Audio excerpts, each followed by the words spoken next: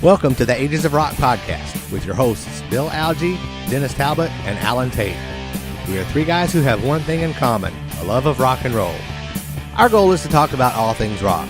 We hope you find this show intriguing, funny, and occasionally highly opinionated. Enjoy! Hey folks, this is episode number 169, and this week we're going to have Anthony Corder on. When you see Anthony Corder on, you will notice that it is only his picture because it was a telephone interview, and you will also notice that Bill's there, but Dennis is not there. We don't have Bill here right now because Bill's out of town having fun or. Bill's having a margarita probably by now. Or some Fireball. Or Fireball. Yeah, he's in Florida. Fireball Bill. Laura's in Florida, too. Hey, wait a minute. Wait. Whoa. You might need to call and find out what's going on. Yeah, I think they're in different parts of Florida, though. I got you.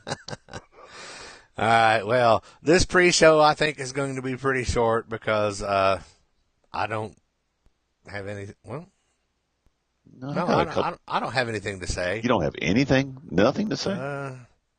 Nothing. Well, I will bring up the fact that it appears that Vinnie Vincent has canceled another show. Who didn't see that coming? You mean the speedball thing is not going to happen? All right. So here's my thing. I want to do one thing here. Do it. And this will be the last time you will ever hear me talking about Vinnie Vincent. I don't believe that. Quote. I hear you. No, you've got these typical bashers out there that Vinny's not going to show up. Well, that's complete bullshit. So go fuck yourself, you fucking morons. How dare you say such a fucking thing like that? This is happening. That is a direct quote from Vinnie Vincent. I'm done. I will not bring up his name. I'm not talking about him no more. You know, Vinny, you have treated your fans. Gene was right. All the stories about you are true. And, shame on you. Anyway. Yeah, it is really sad that the guy can't get out of his own way. Yeah. And the thing is, he had the opportunity of a lifetime to come back. Yep. Okay. Anyway. You see this landmine? I'm going to set it right here. Now I think I'm going to step on it. I don't know what's going to happen. Yeah. Yeah, Vinny, okay, we're done with you. So, anyway, I hear did you go to a concert this past weekend? Yes, I did. Tell us about it. Okay, I went to Deer Creek / Clips / Verizon / Ruoff Mortgage Company, whatever it is now. I went up there hey, there's Bill texting us. Anyway. Oh no. Anyway, I went to see the Who, and my wife and I had got tickets earlier on.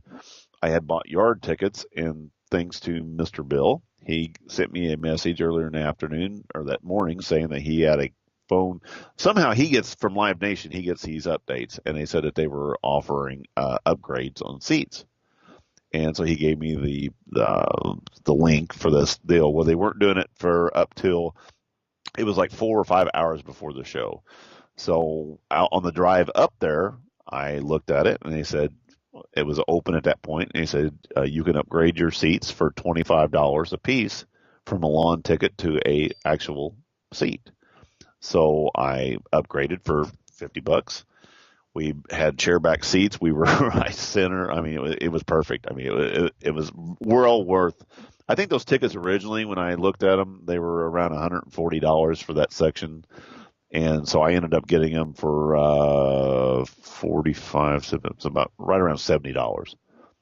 So that's one thing that's good about that. If you buy the lawn seats, you can maybe sometimes, if they don't sell out the show, that you can get an upgrade.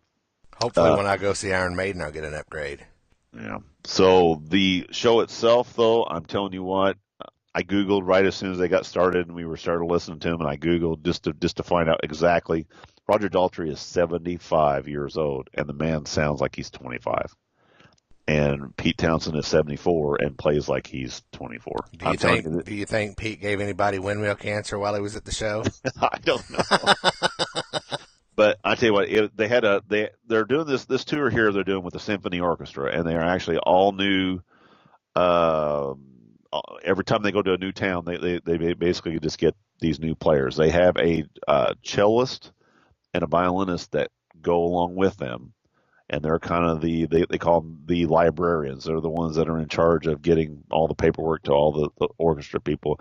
I think they come in like a day early. They do a little run through with them, and then they have a music director, and then it's basically Pete, Roger, Pete's brother Simon. He is playing guitar and traveling with them now, which I didn't know he even had a brother, and real good guitar player also. The bass player did not catch his name and did not catch the drummer's name. Um, but I'm gonna tell you what they basically did all the good parts of Tommy, and then they gave them a break, the orchestra. Then they did about 6 songs, kind of acoustic and 4 piece, just kind of a regular Who type thing.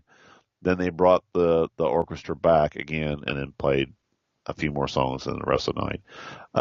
Kelly was one of those ones that she was so glad that we went. I mean, it was just, she afterwards is like, man, I'm really glad we went to this because it was, I mean, like I said, I got to see somebody that I had never seen before. And these guys are icons. I mean, they've been around for 50 years. And if you get a chance to see the Who, go see them. I think it's creeping up on 60 years, dude. Yeah, it is They've actually. been around for a long time. Well, I mean, you got to figure Oh yeah, they headlined at Headstock, Woodstock. Woodstock. That's funny. They woodlined at Headstock, but anyway. But no, it was a really good show, and like I said, Indianapolis time, we were out of there. We got home about 1 o'clock in the morning, and we drove straight through.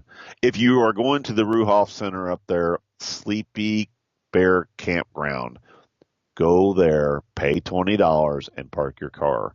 You can get in and out of that place in no time. It's the best kept secret of the Ruhoff. Well, not anymore. We've used it every time. It's awesome. And the only thing else I did buy tickets for Pat Benatar and Nick Gerardo. Is it Yep. Gerardo? Girardi. Girardi, that sounds correct. Now they're coming to Evansville, right? Yes, they're coming to the Victory on July 7th. That's 2 days after my birthday, so I bought tickets for my birthday. Oh, that's ticket. right. You share a birthday with my brother. I forgot. The 5th, yeah. Yeah. So anyway, so I've been wanting to see Pat Benatar for a long time, and actually I thought it was kind of an acoustic type show. But a buddy of mine seen it, and it's the 40th anniversary of her album, or I guess her first album coming out. So they're playing with a band and doing a lot of the old cuts and stuff. So, well, he's always been the guitar player in Pat's band. right, So, exactly. I mean, those two basically are Pat Benatar. Exactly. Yeah. So anyway, I'm looking forward to that, and so I got tickets for that, and I think that's about it ticket wise. And any other music kind of things going on with you? I know Bill, like I said, couldn't be here this. I've been listening to an audio book called Snakes, Guillotines, Electric Chairs, My Adventures in the Alice Cooper Group by Dennis Dunaway. Oh, really? This book is like almost 11 hours of audio time. Oh. And Dennis reads the book himself. Cool. Now, I will not say that Dennis is a great orator as he's reading, but he's telling his stories, and you can hear when he's telling some of the stories that he's feeling the stories all over again. Wow. And it's a great book. It's just you make a lot of time. I listen to it when I travel back and forth to work and anytime I'm in my car. So is it basically just about on the road with Alice, those beginning years, or it's the beginning years. It's when they were all still in high school together and they first formed the Earwigs.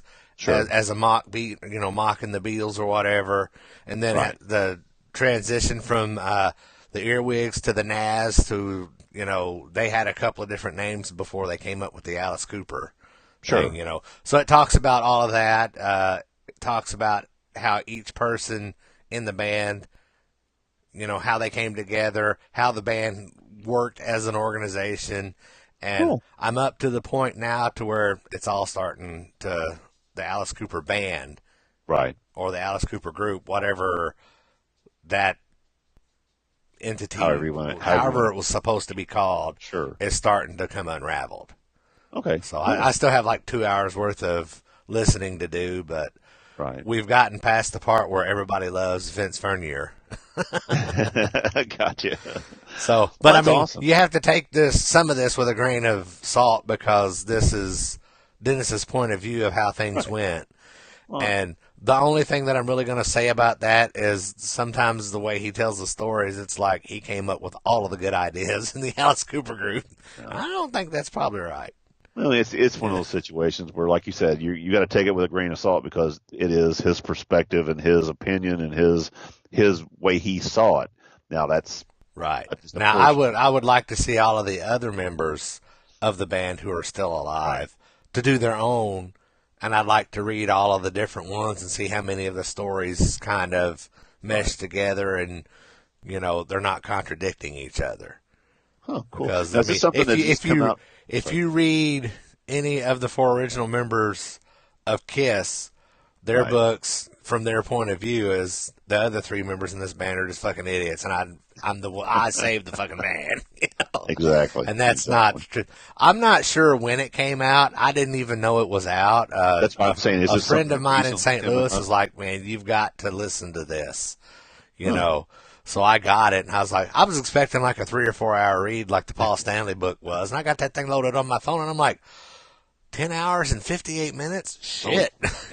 So that's a couple of weeks worth of listening to there. Yeah, cool. I have to check that out. Yeah. I'd like to read that or listen to it actually. Yeah. I've never listened to a book on tape. I always if I try to sit down and actually read a book, sleep there. I got through a bunch of them there for one time. I read Sammy Hagar's Red, which is a really good read. I read Ozzy's. The guy that read his book did a really good job of reading it really? because he sounded like what Sammy Hagar probably sounded like in the 70s during his coming up from nothing. Right. Yeah, I like that book a lot. I read Ozzy's book, which I thought was really good. Read Vince Neil's book. Really wasn't impressed with it at all. It was. Well, that's because it's only every third word in the book.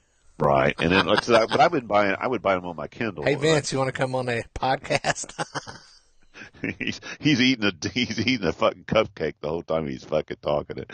So anyway, or whatever he's got in his hand. All right, let's stop bashing. Let's go to how about we have a guest today? So won't we just do that? All right, here's Anthony Quarter, y'all. Anthony Quarter from Tora Tora, man. How are you doing? Hey guys, man, thank you so much for having me today, man. I'm so excited to talk to you guys. I just appreciate your time so much. No problem. The last time we chatted, I think, was at the Rockin' Pod Expo last year, if I'm not mistaken. Man, I know time is flying by. It's just crazy, man. Man, what a great experience, though. Chris and the whole staff at that event is amazing, and I know they put a lot of planning into it and a lot of time and effort, and man, it just came off great. Everybody was super professional. They had great panels. The memorabilia part of it was awesome. And then we got to hang out with y'all. We got to play a show, and we got to see y'all the next day and do some interviews and stuff. And, man, it's such a huge part. I just want to personally just say thank you to you guys for giving us a platform and an outlet, man, to get to our audience. This is amazing, the things that you guys are doing. And for Chris to throw this thing where you guys were all together at one time where you could see each other and network and talk and catch up. I mean, we're all, time's flying by. We got 1,000 things in the fire, but you get to just let your hair down and hear some great music and hang out in Nashville. Man, it's a great city. So that was just an amazing experience. And hopefully it's going to be a big success this coming year. Yeah. Are you going to be able to be there this year? We are holding a date, but I want to support it, man. I want to be a part of it every year. I see it growing and just becoming just a huge event. I'm not kidding. I told Chris from the very beginning, I actually approached him kind of in a selfish way just because we were wanting to promote the record. We were just wrapping up the recording sessions in Memphis. We had recorded down at Sam Phillips Studio. And the week that you guys were in town we were delivering the recordings to Frontiers. And so we were like, this would be amazing. We could jump on stage. We could play a couple of new songs. And then we could, talk about the release date coming up and some of the songs that we're going to drop. it was just the stars kind of lined up, and but it's an amazing thing, and yeah, I will be there if I'm in the city. I'm going to be over there going crazy. I think we're supposed to confirm with Chris here in the next week or so.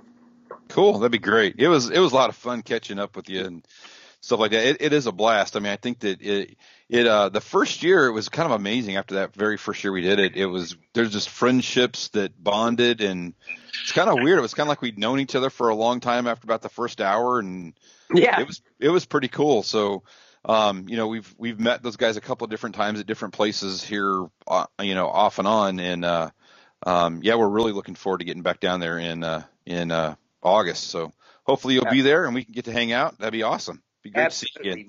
We'll do it for sure. So talk a little bit about Bastards of Beale. That came out in January or February, right?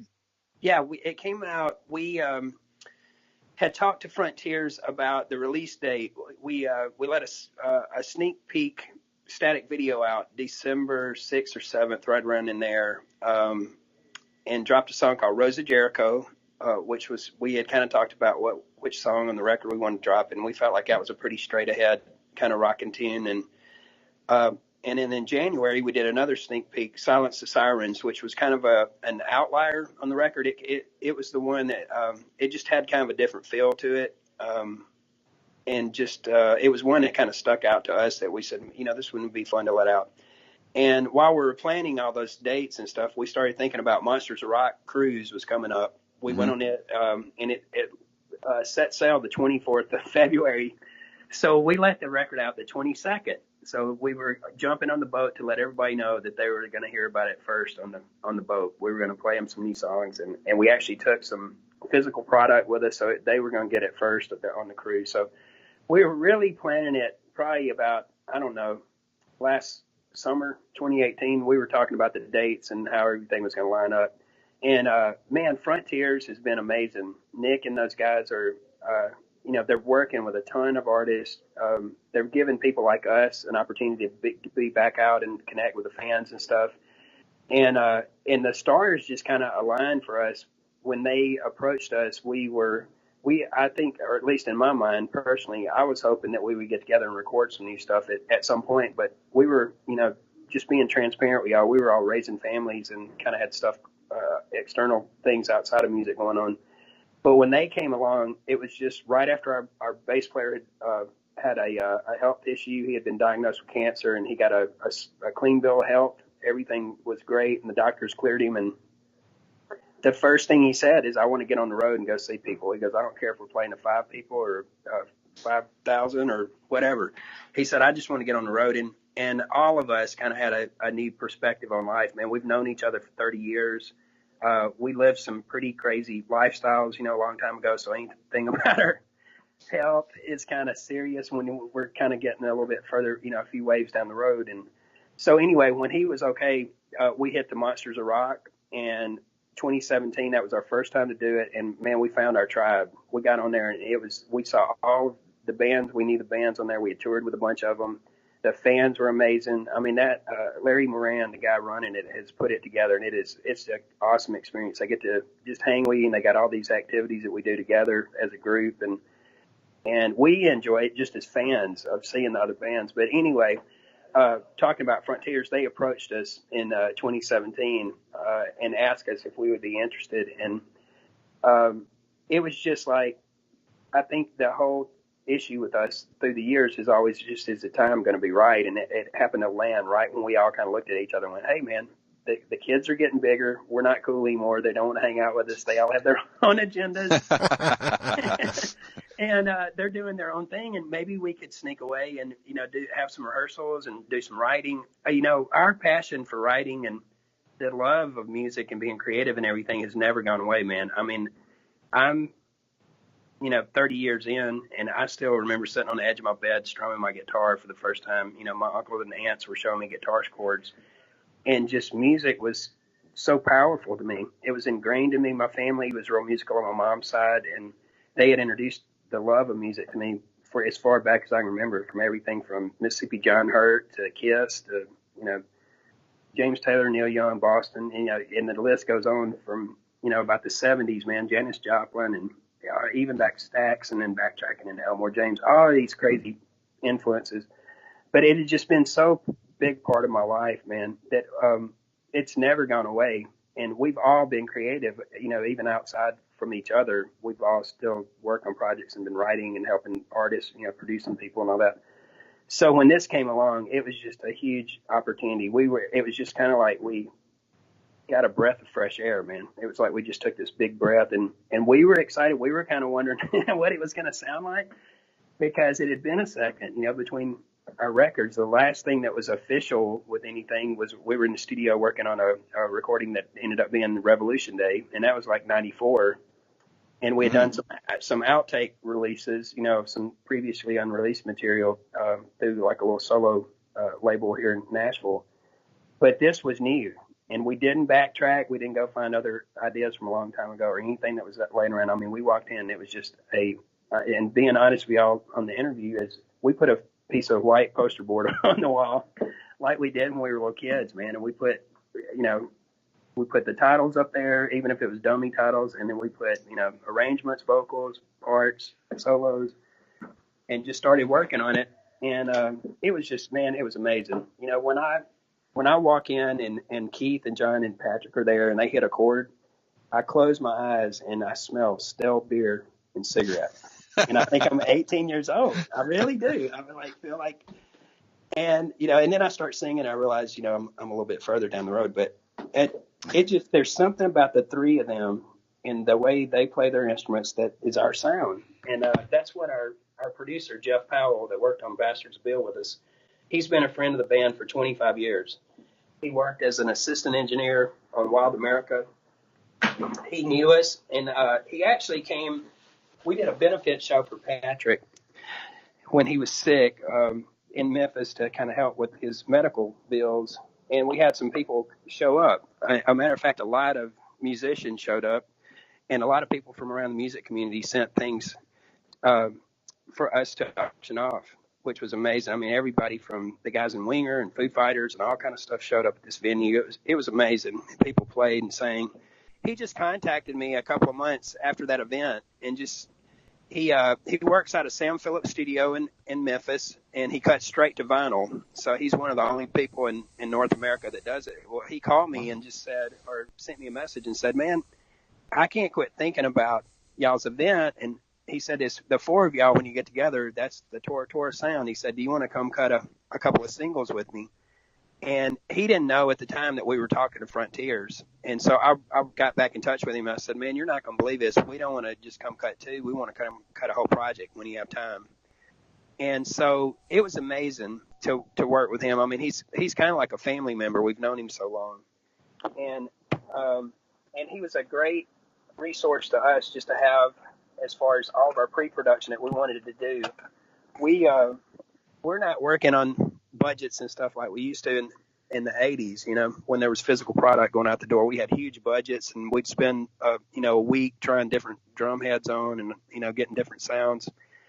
And also we're further down the road, man, as far as like knowing ourselves and our instruments and all that kind of stuff. We kind of had our sound dialed in. But Jeff made it a really, really easy process. And we told him, we said, "Listen, we got to be as efficient as we can," especially I was traveling from Nashville down to Memphis. So we were kind of limited on our time together. And then we knew that we were going to have limited time in the studio. So he was real accommodating, and he got us to relax. He said, "Man, dude, this is going to be, we're going to do it like the old days. We're going to walk in and hit record, and you guys are going to go for it live." And it was so cool, y'all. I mean, the whole experience of working with him, I walked in, and it's the place, the studio, I don't even know if y'all are familiar with it, but it looks like 1960s when you walk in. I mean, it's still decorated. It looks like Sam Phillips is fixing to walk in any second. Cool. But everybody from Robert Plant to Bob Dylan to all the Stax people, I mean, it's a list that goes on of people that's recorded there. And so we went in, and the band was set up live in the room, and they had me in an ISO booth. And they said, "If you get it, you got it. If you want to come back and re-sing it, it's no big deal." But the band went for the tracks live, the drums and the bass and the rhythm guitars. And that's cool. That's really cool. You can, it's amazing when you can tell such a difference when that happens on a record. It just has a different vibe to it. You can almost feel it. It does feel different. And I mean, we're super proud of our other records. You know, we feel like we invested a lot of time in those. Some of those records, the Wild American one, we probably wrote on it for 2 years because we were touring and traveling and coming back and doing, pre-production and recording and all that stuff. This time we wrote it and we went in and we were, cutting it for real, cutting it live. We just went in and we went for the feel of the track, and we wanted to make sure John and everybody felt good about the take and all that kind of stuff. So it was a different approach. And then the really awesome part was I went back to re-sing the record, and I only had a limited weekend that I could do it. And I went back, and there was a guy named William Bell, who's a really famous Stax singer. He had rented the studio. And, you're not going to, throw a fit about somebody like with his kind of status and everything. It was like, man, this is William Bell. He's probably in his 80s, but man, his voice still sounds amazing. And I love the Stax stuff, from Memphis and all that. But anyway, I told them, I said, hey man, just stick me in a closet. I don't care, whatever. Just when I come back, I want to do it in Memphis. They were like, you want us to send tracks to Nashville or whatever? And I said, no, I'm singing. I want to do it at Sam Phillips, and I want to do it in Memphis. And so, y'all, I went back, and the building is like the first floor are studios, A and B, and then there's a stairwell that goes up, and there's like a distribution. It's a room that's got red shag carpet in it. It's pretty big. It's got some shelves in it, but it's where they used to store all their albums and stuff. When Sam branched out on his own, he used to have, physical product in there. And then as you go up another set of steps, you go to the third floor, and that's where all the offices were. And you're not allowed to take any pictures. There's a bar up there that's still decorated like 1950, man. It's awesome. It's got like a cigarette burn on the top of it where they were in there drinking and having a good time.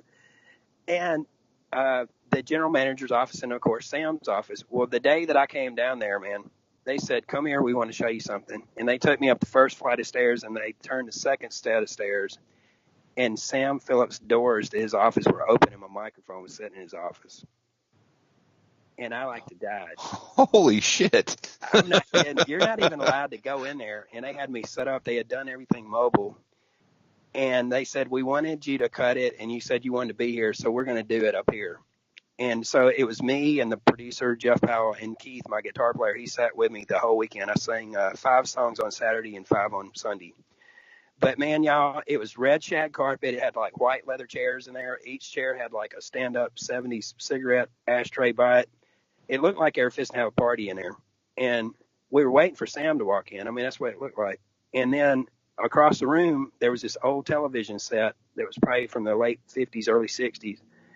And it had a drawer on it that would pull out, and it had a 45 sitting on it. And it was Roy Orbison's record sitting on there.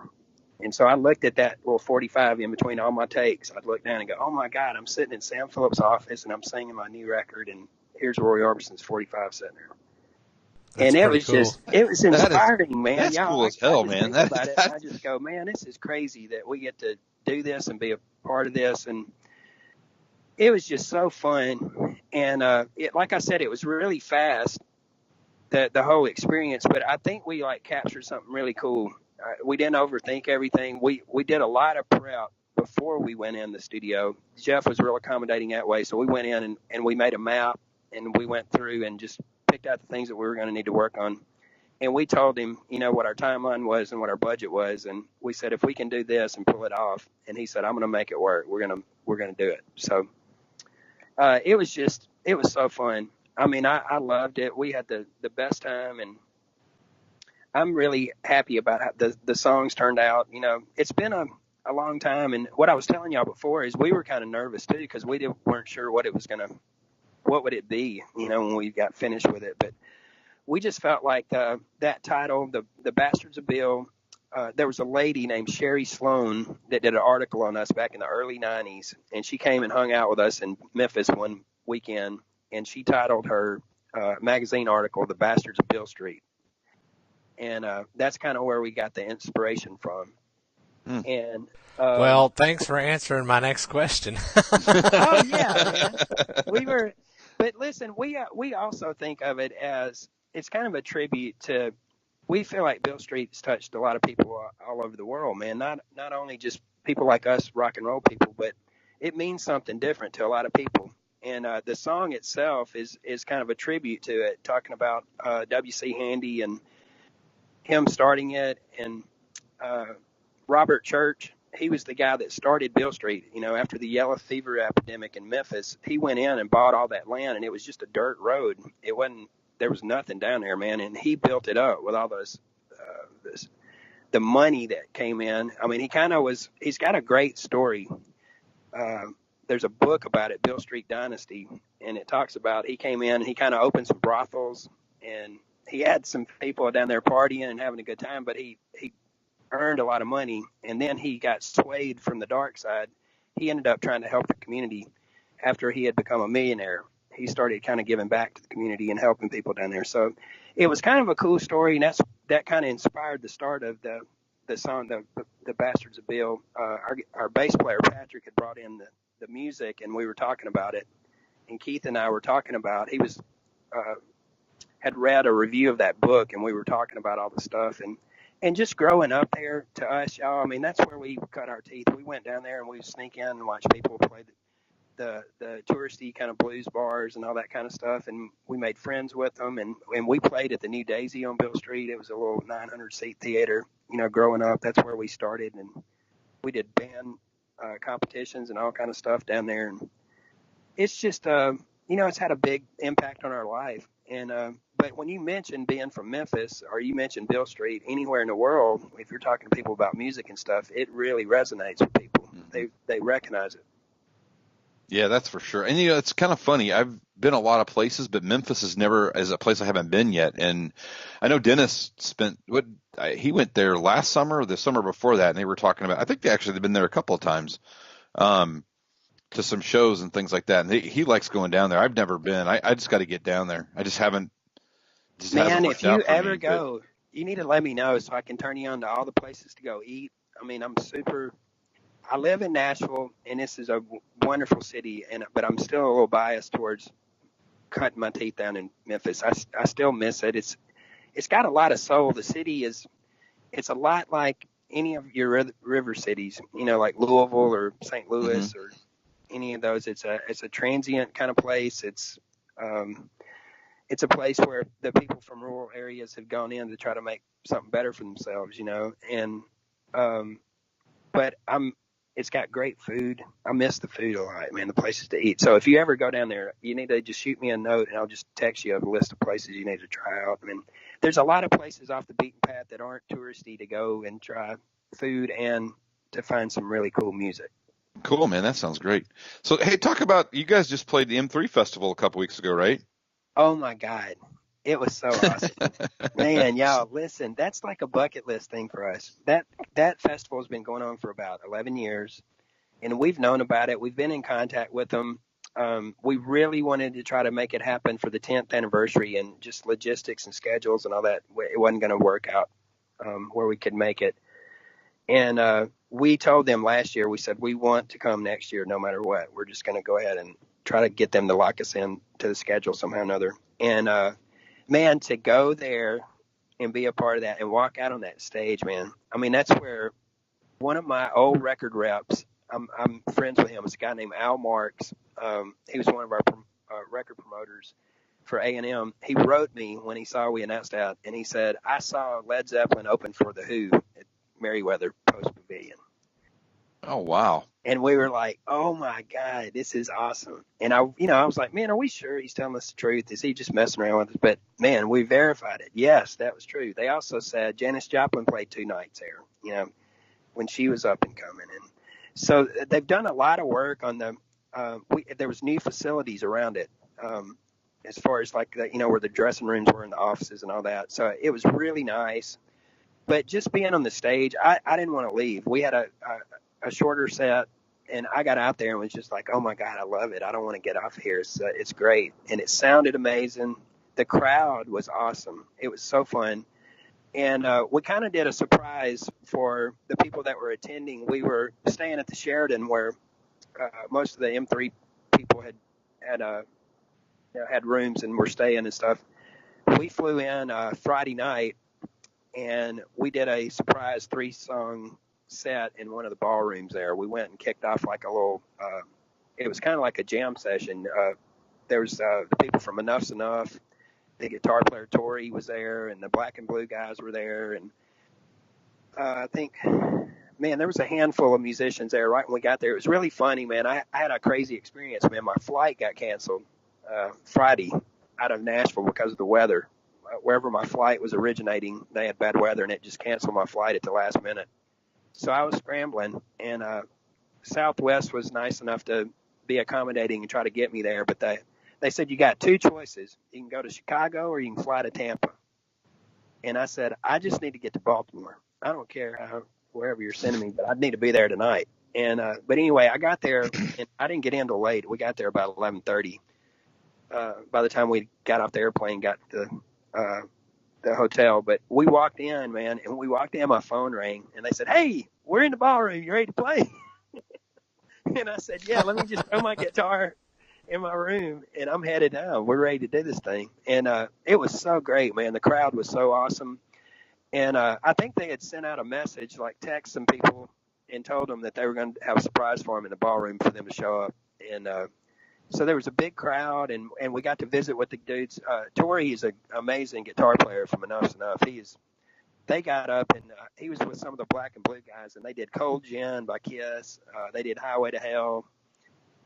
They were just having fun, they were goofing around, and we had jumped up, and we actually did a couple of the songs off the record that they weren't going to hear in the set the next day. So we did like Rose of Jericho and Nowhere to Go But Down, and one other song is escaping me right now. But anyway, it was just, I think them having that experience was really fun, and it was an awesome way for us to get to interact with the audience and see everybody and just tell them how much we missed them. It had been a long time since we'd been up on the East Coast.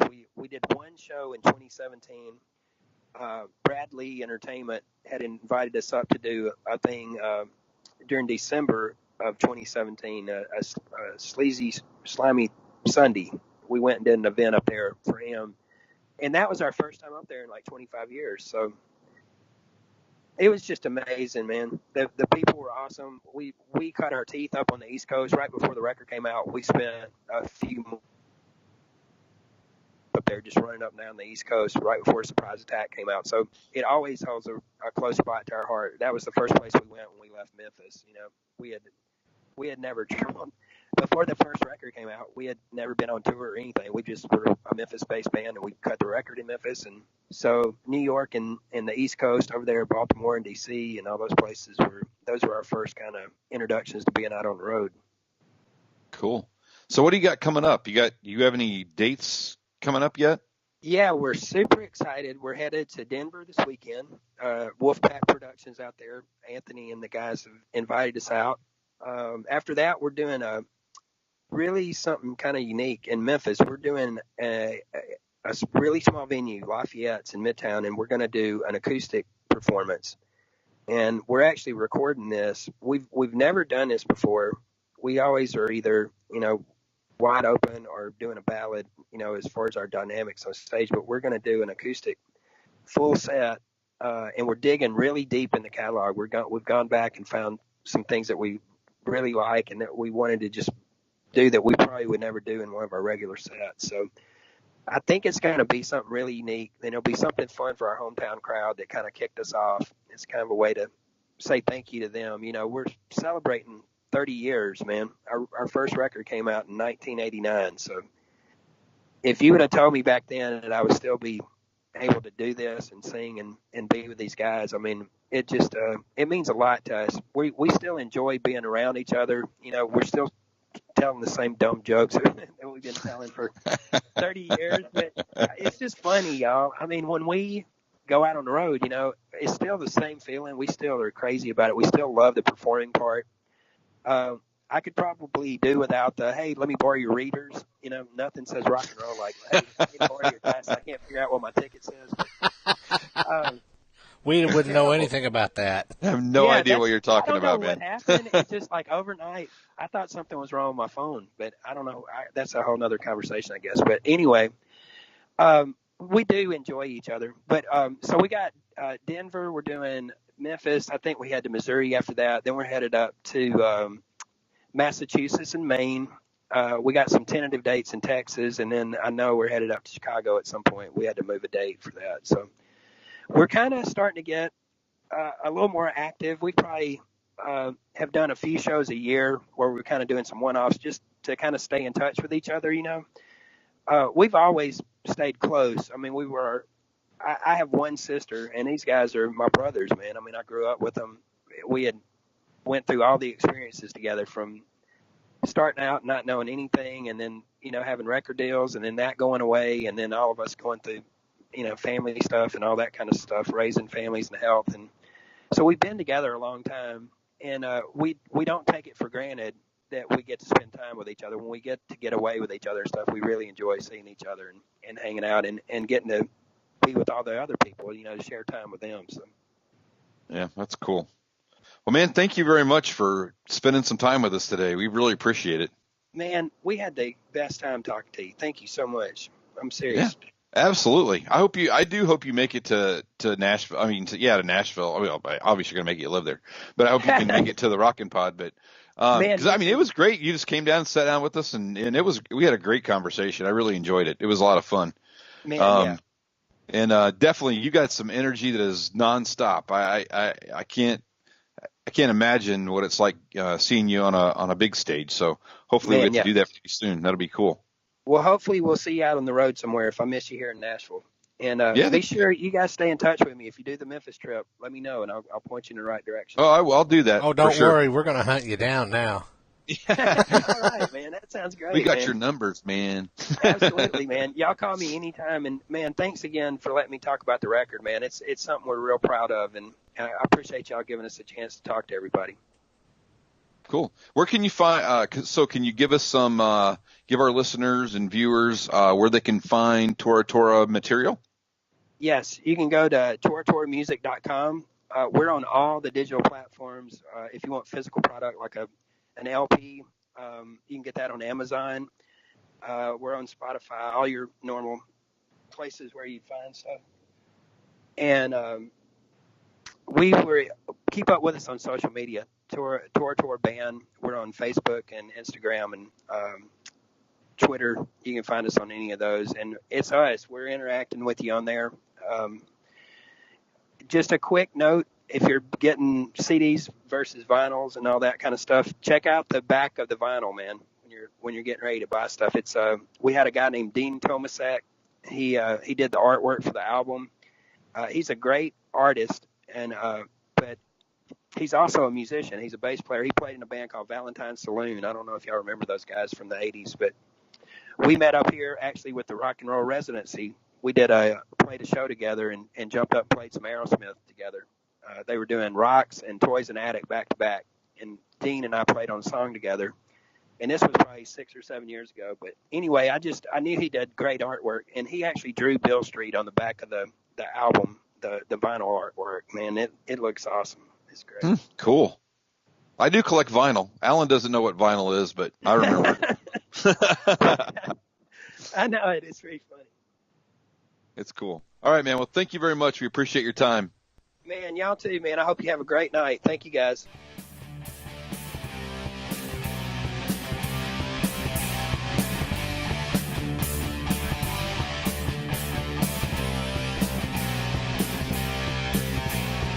Thanks for listening to the Ages of Rock podcast. If you haven't done so already, be sure to subscribe to our YouTube channel, like us on Facebook, and most importantly, tell all your friends. Remember, you're never too old to rock. Until the next episode, peace out, folks.